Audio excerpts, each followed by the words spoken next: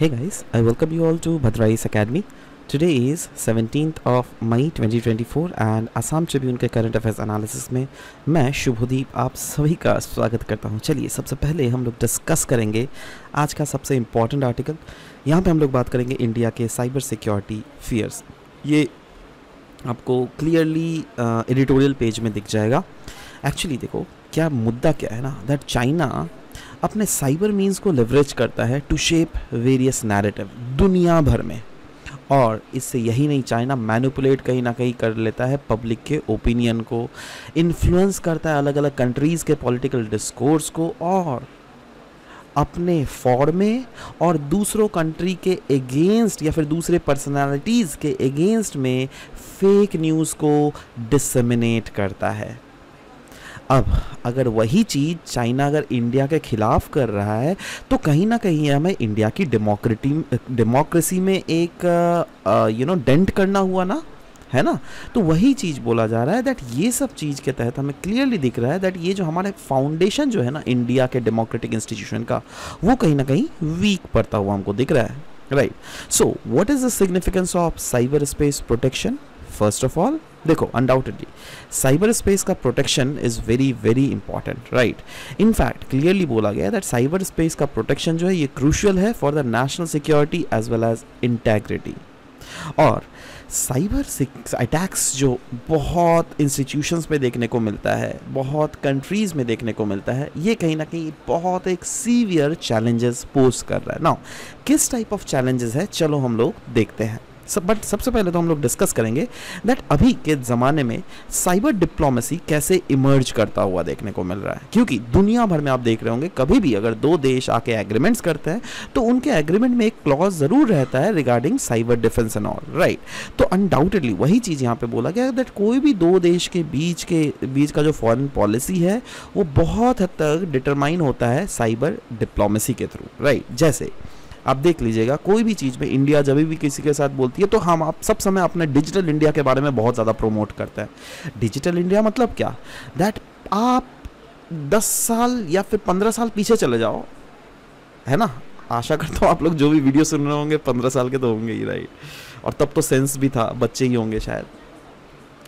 तो उस तब के समय आपको इतनी ज़्यादा इंटरनेट से कनेक्टिविटी नहीं थी शायद, जो कि जितनी अभी है।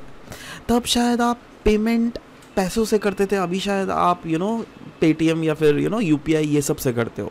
मैं समझ रहा हूँ मैं क्या बोलना चाह रहा हूँ। अभी आपको लाइसेंस लेने की ज़रूरत नहीं है, आप सिंपली आपके डिजिटल लॉकर में के लाइसेंस को दिखा दो, काम चल जाएगा। आपको फिजिकल डॉक्यूमेंट्स ले जाना बहुत हद तक घट गया है, राइट।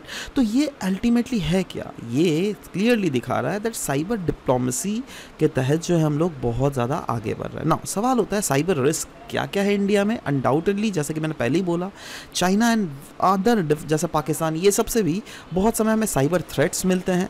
कुछ तो स्टेट स्पॉन्सर्ड साइबर असॉल्ट्स होती है, यस जी हाँ आपने सही सुना, जैसे पाकिस्तान, जैसे China, these are the very good examples जो कि डायरेक्ट यूएसए से भी हम लोग को बहुत समय स्टेट स्पॉन्सर्ड साइबर असॉल्ट्स। अब सारे इन्फॉर्मेशंस बाहर में नहीं आता है, राइट, क्योंकि डिप्लोमेसी का तो खेल यही है ना दैट कुछ चीज़ें हम लोग सब कुछ चीज़ें बाहर में नेशनल इंटरेस्ट को ध्यान में रखते हुए चीज़ों को आउट नहीं कर सकते, राइट। चाइना का थ्रेट क्या है टू इंडिया का साइबर स्पेस? देखो चाइना का थ्रेट की अगर बात करें, यस हमें देखने को मिल रहा है दैट बहुत समय जो साइबर अटैक्स हमें देखने को मिलता है वो चाइना के थ्रू किया जाता है। तो वही बोला गया on going cyber espionage operation that is taking place from China, क्योंकि हेडिंग क्या है, चाइना का थ्रेट क्या है इंडिया के साइबर स्पेसेस में, राइट। जो क्या हमारे क्रिटिकल इंफ्रास्ट्रक्चर और प्राइवेट सेक्टर्स को भी बहुत समय टारगेट करते हैं। और पता है इसके इंस्टेंसेस भी, इसके एग्जांपल्स भी ऑफ चाइनीज साइबर अटैक्स। क्या क्या एग्जांपल्स है?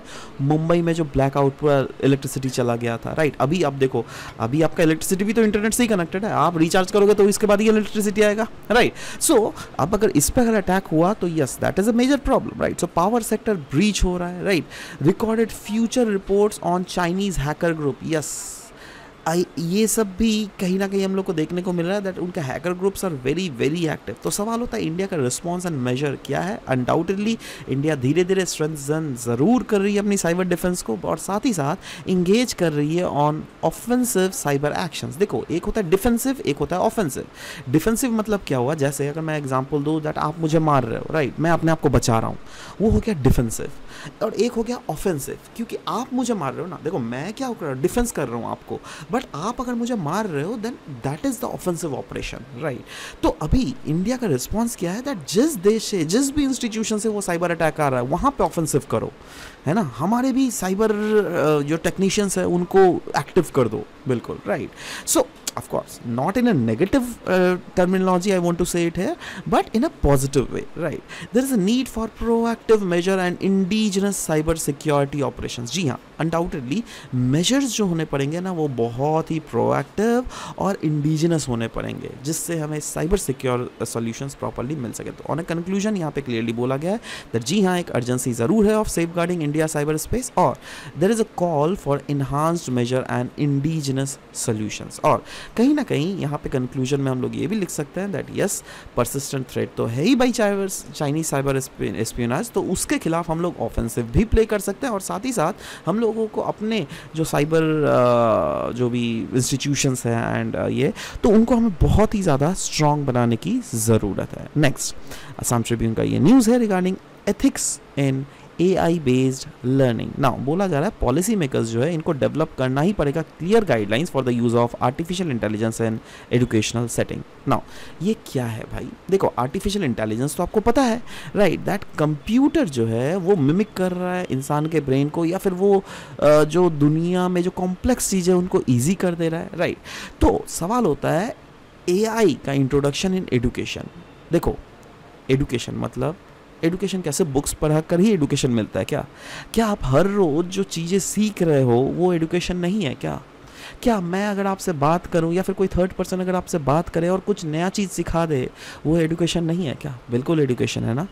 तो अनडाउटेडली अब देखो अभी क्या है ना दैट आज के ज़माने में आर्टिफिशियल इंटेलिजेंस का इन्फ्लुएंस हर एक लोगों के इसमें बहुत ज़्यादा हमें देखने को मिल रहा है। तो इसीलिए बोला जा रहा है that there is introduction of artificial intelligence in education and there is role of artificial intelligence in daily lifes. जी हाँ, आर्टिफिशियल इंटेलिजेंस का जो रोल है डेली लाइफ्स में ये हमें प्रोमिनेंटली देखने को मिलता है। और बेनिफिट्स क्या है आर्टिफिशियल इंटेलिजेंस के? यस, ह्यूमन को कंफर्ट तो होता ही है, बट साथ ही साथ हेल्थ, सेफ्टी एंड प्रोडक्टिविटी भी हमें यहाँ पर देखने को मिल रहा है। और कहीं ना कहीं हमें आर्टिफिशियल इंटेलिजेंस का इंटीग्रेशन जो है वो एजुकेशन एथिक्स में भी आने वाले समय में हमें बढ़ता हुआ देखने को मिल रहा है, क्योंकि कोई भी अगर एजुकेशन आपको मिल रहा है, देखो आर्टिफिशियल इंटेलिजेंस क्या है ना, उसको प्रोग्राम लिख दो, वो जो प्रोग्राम लिखोगे वही बेसिस पे वो आपका आंसर देगा। बट हम लोग का जो डेली एजुकेशन में है, हम लोग we can not be objective all the times, right. At times there are some situations in which we have to become subjective, we have to become ethical, right। तो अब यहाँ पर ये बोला गया है that artificial intelligence में ethical learning को promote करने की बात की जा रही है, क्योंकि देखो artificial intelligence क्या है ना that वो आपको सिखा देता है that कैसे चीज़ों को execute करना है, right। but क्या आप उन चीज़ों को ऐसे execute करोगे जिससे क्या कोई particular देश या फिर कोई particular institutions नुकसान में हो जाए? नहीं ना।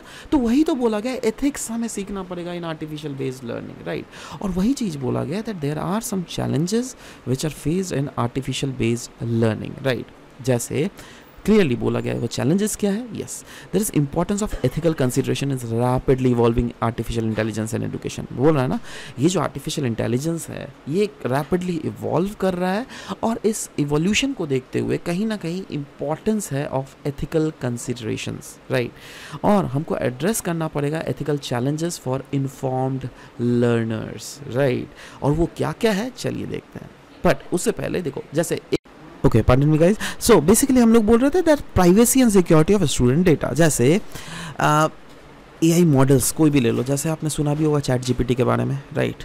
तो वो क्या कलेक्ट करता है, एक वॉल्यूमिनस डेटा, राइट। और कंसर्न्स कहीं ना कहीं है about the ownership, privacy and security of these data. क्योंकि अगर सोचो मैं अपना पर्सनल डेटा आर्टिफिशियल इंटेलिजेंस को फीड कर रहा हूँ और उसके बेसिस पे उनको कुछ बनाने बोल रहा हूँ, तो कहीं ना कहीं मेरी जो ओनरशिप है, प्राइवेसी, सिक्योरिटी, वो ब्रीच भी तो हो सकती है क्या, है ना।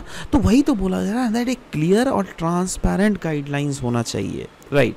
बायसेस इन एआई मॉडल्स, क्लियरली बोला गया दैट कॉग्निटिव बायसेस जो है एआई मॉडल्स में देखने को मिल रहा है which is leading to error. जैसे अगर चैट जीपीटी की बात करें तो शायद मैंने सुना था that has been updated till 2020 या फिर 2021, राइट, व्हाट्सएवर। तो अब देखो, अब पुराने डेटा है ना वो सब, तो अभी हम लोग को नए डेटा चाहिए, right. So lack of completeness in training data, जी हाँ, कहीं ना कहीं डेटा प्रॉपरली ट्रेंड और कंप्लीट डेटा हमें नहीं मिल रहा है, और एक बायस फ्री मॉडल को हमें डेवलप करने की ज़रूरत है, क्योंकि बहुत समय तो ऐसे हम लोग को डेटास देखने को मिलता है जो क्या कोई ना कोई एक पर्टिकुलर कंट्री को सपोर्ट करता है। फॉर एग्जांपल, अगर मैं तियानमेन स्क्वायर के बारे में बात करूं तो वो तो कल क्लियरली दिख जाएगा, बहुत सारे इन्फॉर्मेशंस आ जाएंगे दैट हाँ चाइना ने क्या किया तियानमेन स्क्वायर में।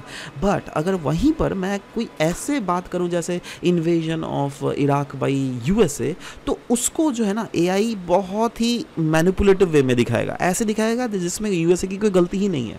समझ लो मैं यहाँ पे क्या बोलना चाह रहा हूँ। तो मैं यही बोल रहा हूँ दैट यहाँ पर हमको डेवलप करना पड़ेगा एक मॉडल एआई का जो क्या बायस फ्री हो, right. Influence of AI in decision making क्या क्या है? यस, हम लोग तो यूज़ करते ही हैं एआई का in prediction and recommendation, right. Risk of self fulfilling proficiencies and over reliance, and there is a need of human intervention and critical thinking as well in this sector, right. So वही चीज़ यहाँ पे focus दिया गया that कहीं ना कहीं AI जो मॉडल्स है उनमें जो लर्निंग है वो बहुत ही इनएडिक्वेट है, and there is importance of optimal training data जिससे एक्यूरेट डिसीजन मेकिंग किया जा सके, right. There is a risk of biased और inaccurate predictions due to inadequate learning, right. कहीं ना कहीं इनएडिक्वेट लर्निंग मतलब, क्योंकि मैं ऐसे बोल रहा है ना दैट अगर आपके पास डेटा ही नहीं है तो there is high probability that अब बायसेस हो सकते हैं, राइट, इनएक्यूरेट प्रेडिक्शंस हो सकती है, राइट। सो इसीलिए बोला गया there is significance of proper parameter tuning to this sector, जिससे कि हम लोग इन इनएफिशिएंसीज इन बायसनेस से कम निजात पा सके। There is lack of transparency and explainability. बोला जा रहा है दैट एआई सिस्टम में जो ट्रांसपेरेंसी की बहुत कमी है, राइट, जिससे कि एआई प्रेडिक्शंस जो किया जाता है वो हमको कंफ्यूज रहते हैं that whether that predictions is true और नॉट, राइट। तो इसीलिए बोला जा रहा है इनको अंडरस्टैंड करना, इनको इवैल्यूएट करने की हमें यहाँ पर ज़रूरत है, और कहीं ना कहीं एआई बेस्ड सिस्टम की जो है एक्सेप्टेबिलिटी एंड रिलायंस का इम्पैक्ट, मतलब अगर हम लोग एआई बेस्ड मॉडल्स को एक्सेप्ट करें तो उसका इम्पैक्ट क्या है हमारे डेली लाइफ में, अगर हम लोग रिलायंस करें ऑन एआई बेस्ड मॉडल्स तो उनकी क्या इम्पैक्ट है, राइट। तो ये सब चीज़ को हम लोग को प्रॉपर देखना पड़ेगा, और फाइनली कंक्लूजरी नोट में we can say that yes there are ethical challenges in AI based learning, है ना, विच रिक्वायर्स अटेंशन, राइट। इसीलिए बोला गया दैट यस एकेडमिक्स का, एडमिनिस्ट्रेटर्स का, पॉलिसी मेकर्स को हमें कहीं ना कहीं नेविगेट करना पड़ेगा ये कॉम्प्लेक्स एप्लीकेशन लैंडस्केप को, क्योंकि ये बहुत ज़्यादा कॉम्प्लेक्स है, राइट। तो इसमें हर एक लोगों की भागीदारी चाहिए, एकेडमिशियंस की भी भागीदारी चाहिए, एडमिनिस्ट्रेटर्स, पॉलिसी मेकर्स, सबकी भागीदारी चाहिए, तभी हम इस एआई मॉडल को बहुत ज़्यादा रोबस्ट और बायस फ्री बना सकते हैं। And also there is importance of ethical and responsible use of AI in education. Next, Assam tribune का ये आर्टिकल है जहाँ पे बोला गया है protest over centres move to fence India Myanmar border. दोस्तों आपको तो पता ही है हमारा जो नॉर्थ ईस्ट इंडिया है, राइट, नॉर्थ ईस्ट इंडिया के जो ये पार्ट है ना, there is a huge part जो क्या म्यांमार बॉर्डर को टच करता है, राइट। और आपको पता है दैट यहाँ पे जो रिजीम एग्जिस्ट करता है वो होता है FMR का। इसके बारे में हम लोगों ने पास्ट क्लासेस में बहुत ज़्यादा डिस्कस किए। FMR रिजीम बोले तो free movement regime. Free movement regime मतलब ये जो बॉर्डर एरियाज़ के जो लोग हैं ना वो 8 किलोमीटर म्यांमार में घुस सकते हैं, और म्यांमार के भी जो लोग हैं जो क्या इनकी रीजनल कम्युनिटीज़ है वो भी इंडिया में एंट्री कर सकते हैं बिना कोई पासपोर्ट के, बिना कोई टेंशन के, वो भी 8 किलोमीटर तक, राइट। तो हमारे लोग और उनके लोग एक दूसरे के देश में 8-8 किलोमीटर भीतर तक घुस सकते हैं, बट उसके भीतर नहीं घुस सकता है, ठीक है। तो इसी चीज़ को हम लोग कहते हैं क्या, फ्री मूवमेंट रिजीम। नाउ अभी जो आपने देखा था रिसेंटली क्या हमें देखने को मिला दैट म्यांमार में इतना ज़्यादा हमें इतने कॉन्फ्लिक्ट देखने को मिला था, और म्यांमार के सरकार ने भी एक बहुत सेंट्रल गवर्नमेंट को रिक्वेस्ट किया था दैट इस फ्री मूवमेंट रिजीम को रोकिए, अदरवाइज़ क्या हो रहा है दैट उधर से जो है टेररिस्ट ऑर्गेनाइजेशंस लोग अपने टेररिस्ट को भेज रहे हैं और यहाँ पे म्यांमार में हमें इंस्टेबिलिटी फैला रहे हैं, ठीक है।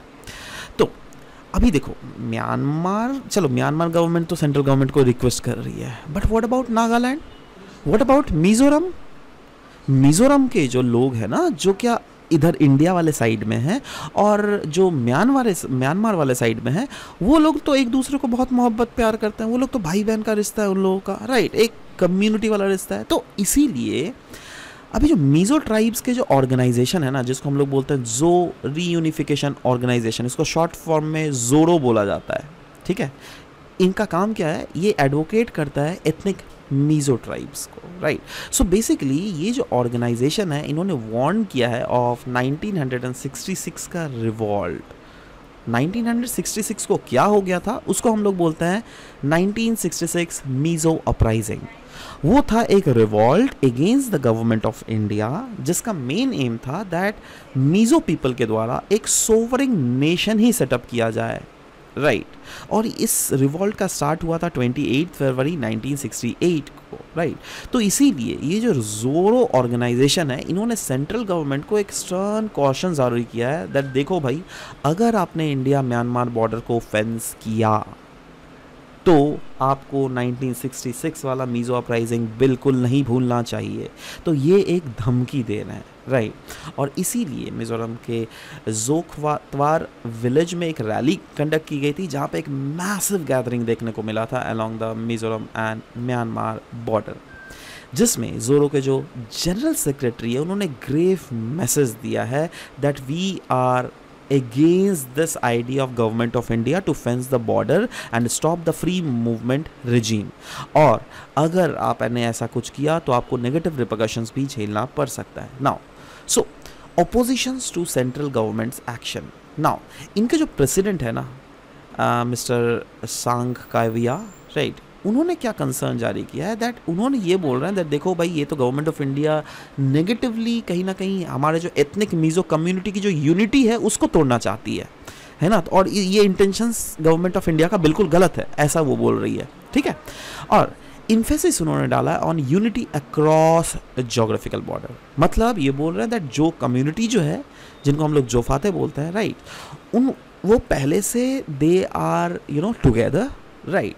एंड इनका इम्फेसिस भी था, दैट इज इनके प्रेसिडेंट का emphasis on national unity beyond physical border. मतलब फिजिकल बॉर्डर ठीक है, दैट इज इंडिया का बॉर्डर, दैट इज म्यांमार का border, we respect that, but हम लोग को बियॉन्ड द फिजिकल बॉर्डर हमें यूनिटी से रहना पड़ेगा, right. they advocated for indivisibility of communities। that is, इनके जो वाइस प्रेसिडेंट का नाम क्या था, सांगवा। इनके जो वाइस प्रेसिडेंट था उनका नाम था पुंते, राइट। इनका पूरा नाम, अब हमको पूरा नाम भी नहीं जानना है, हमको तो जस्ट इशू को जानना है, राइट।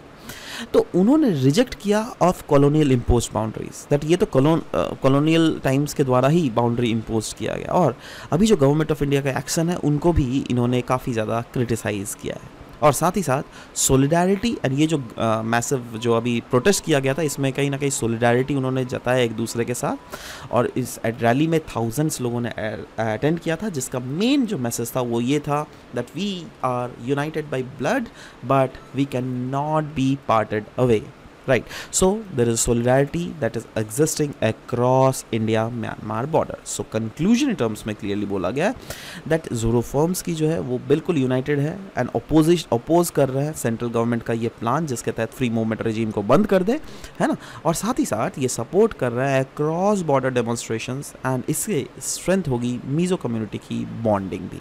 तो ये सब चीज़ें हैं जो कि आर्टिकल में फोकस दिया गया है।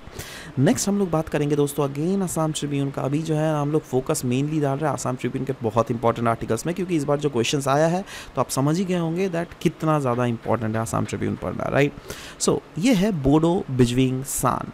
नाउ ये बोडो टेरिटोरियल काउंसिल जो है ना, ये मई 18 को, है ना, दैट इज़ कल सेलिब्रेट करेगी बोजो बिजविंग सान। नाउ ये क्या है, क्यों सेलिब्रेट किया जा रहा है? ये सेलिब्रेट इसलिए किया जा रहा है क्योंकि जो असम के स्कूल्स में बोडो लैंग्वेज को as a medium of instruction जो इंट्रोड्यूस किया गया था ना, इसी इवेंट को कॉमेमोरेट करने के लिए ये सेलिब्रेट किया जा रहा है। इसीलिए बोडोलैंड टेरिटोरियल काउंसिल ने अनाउंस किया है दैट मई 18 को ये लोग बोडो बिजविंग सान सेलिब्रेट करेंगे, ठीक है।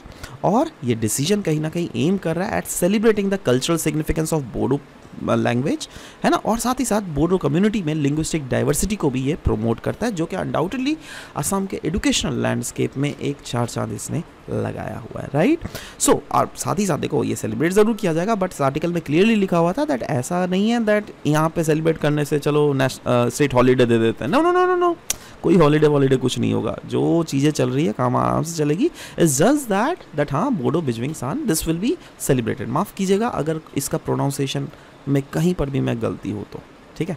So anyways guys, this was all about the discussion of Assam Tribune analysis from Bhadra IAS academy that is presented by me Shubhdeep. We will be meeting in next session, till then bye bye, take care and thank you guys, thank you for listening to the whole video, thank you very much.